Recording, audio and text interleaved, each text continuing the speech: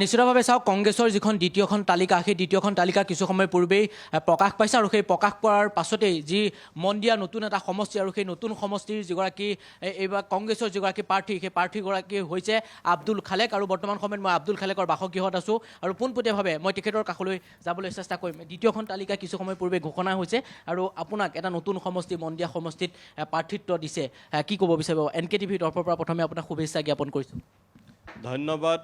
মই আপোনালোকৰ জৰিয়তে আমাৰ দলৰ শীৰ্ষ নেতৃত্ব, আমাৰ ৰাষ্ট্ৰীয় সভাপতি মল্লিকাৰ্জুন খাৰ্গে, আমাৰ লোকসভাৰ বিৰোধী দলপতি শ্ৰী ৰাহুল গান্ধী, আমাৰ অনুপ্ৰেৰণাৰ উৎস শ্ৰীমতী ছোনিয়া গান্ধী, আমাৰ স্ক্ৰিনিং কমিটিৰ অধ্যক্ষা শ্ৰীমতী প্ৰিয়ংকা গান্ধী, আমাৰ ইনচাৰ্জ অসমৰ ইনচাৰ্জ শ্ৰী জিতেন্দ্ৰ সিং, প্ৰদেশ কংগ্ৰেছৰ সভাপতি গৌৰৱ গগৈ, আমাৰ বিধায়িনী দলৰ দলপতি শ্ৰী দেৱব্ৰত শইকীয়াকে ধৰি আমাৰ সমগ্ৰ নেতৃত্ব, চেণ্ট্ৰেল ইলেকশ্যন কমিটি, আমাৰ প্ৰদেশ কংগ্ৰেছৰ নেতৃত্ব, আমাৰ জিলা কংগ্ৰেছৰ নেতৃত্ব, আমাৰ মন্দিয়াৰ দুটাকে ব্লক কংগ্ৰেছ আছে, ব্লক কংগ্ৰেছৰ নেতৃত্ব, আমাৰ তৃণমূল পৰ্যায়ৰ কৰ্মী, সকলোকে মই ধন্যবাদ জনাইছোঁ।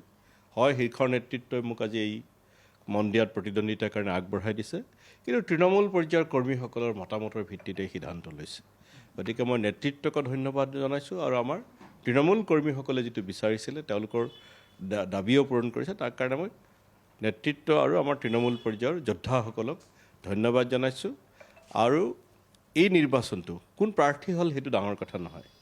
এই নিৰ্বাচনটো হৈছে আমি সকলোৱে মিলি অসমৰ পৰা আমি যি হিমন্ত বিশ্ব শৰ্মাৰ যি ভ্ৰষ্টাচাৰী শাসন, বিজেপিৰ যি অত্যাচাৰী শাসন, বিজেপি অসমৰ সমাজ জীৱনক যিদৰে ভাগ ভাগ কৰিব বিচাৰিছে তাৰ অৱসান ঘটাব লাগিব আৰু কংগ্ৰেছৰ নেতৃত্বত এখন নতুন চৰকাৰ গঠন কৰিব লাগিব।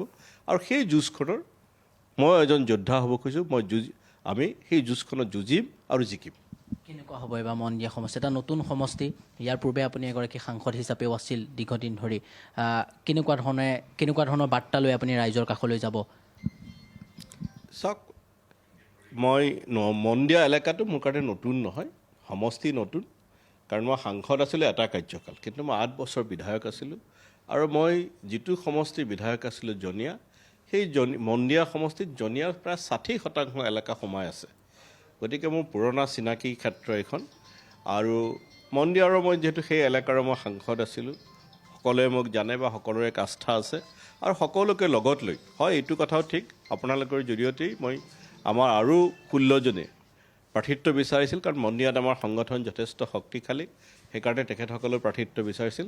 তেখেতসকলৰ মই সহযোগ আশা কৰিছোঁ আৰু মোৰ দৃঢ় বিশ্বাস আছে যে সকলোকেইজন থাকিব, কাৰণ আমাৰ প্ৰাৰ্থিত্বৰ যুঁজখন এখন বেলেগ। কিন্তু আমি যেতিয়া ফাইনেলি আমি যুঁজো, যেতিয়া বিজেপিৰ বিৰুদ্ধে আমি যেতিয়া যুঁজিম, তেতিয়া আমি সকলোৱে ঐক্যবদ্ধ হৈ যুঁজিম। ইতিমধ্যে বিজেপিয়ে বিভিন্ন ধৰণৰ ৰণকৌশল আৰম্ভ কৰিছে, আপোনালোকে কেনেধৰণৰ ৰণকৌশল লৈ ৰাইজৰ কাষলৈ যাব? চব ৰণকৌশলটো মই টিভিত কৈ দিব নোৱাৰোঁ, কাৰণ আমি কি কৌশলেৰে আমি নিৰ্বাচনী যুঁজখনত আমি অৱতীৰ্ণ হ'ম, গোটেইখিনি যদি আমি টিভিত কৈ দিওঁ ৰণকৌশল হৈ নাথাকে সেইটো। কিন্তু মই আপোনালোকক এইটো কথা ক'ব পাৰোঁ যে গৌৰৱ গগৈৰ নেতৃত্বত এই যুঁজখনত গৌৰৱ গগৈ আমাৰ কেপ্টেইন, গৌৰৱ গগৈ আমাৰ জেনেৰেল অসমৰ এই যুঁজখনত। তেখেতৰ নেতৃত্বত কংগ্ৰেছ দল আৰু সহযোগী দলসমূহে ইতিমধ্যে আমাৰ সভাপতিয়ে ঘোষণা কৰিছে যে জাতীয় পৰিষদ, CPM, CPI-ML আৰু all party hill leaders conference, এইকেইটা দলৰ লগত আমাৰ বুজাবুজি হৈ গৈছে আৰু অন্যান্য দলৰ লগতো বুজাবুজিৰ কাৰণে কথা বাৰ্তা চলি আছে।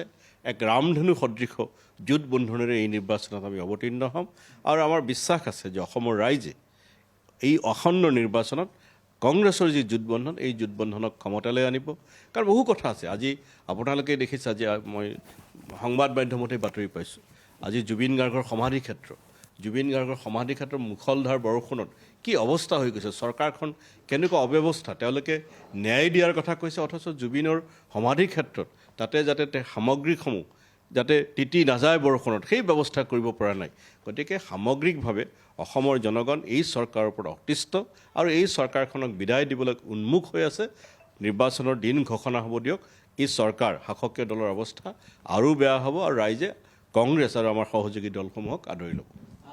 ধন্যবাদ জনাইছোঁ ইতিমধ্যে চাওক কিছু সময় পূৰ্বেই কংগ্ৰেছৰ যিখন দ্বিতীয় তালিকা সেই দ্বিতীয় তালিকা প্ৰকাশ কৰিছিল আৰু সেই প্ৰকাশ কৰাৰ পাছতেই এই যি মন্দিয়া এটা নতুন সমষ্টি আৰু সেই মন্দিয়া সমষ্টিত এইবাৰ প্ৰাৰ্থিত্ব লাভ কৰিছে এইগৰাকী আব্দুল খালেকে আৰু প্ৰথমবাৰৰ বাবে তেখেতে প্ৰাৰ্থিত্ব লাভ কৰাৰ পাছতেই NK TVৰ কেমেৰাৰ সন্মুখত তেখেতে প্ৰতিক্ৰিয়া প্ৰকাশ কৰিছে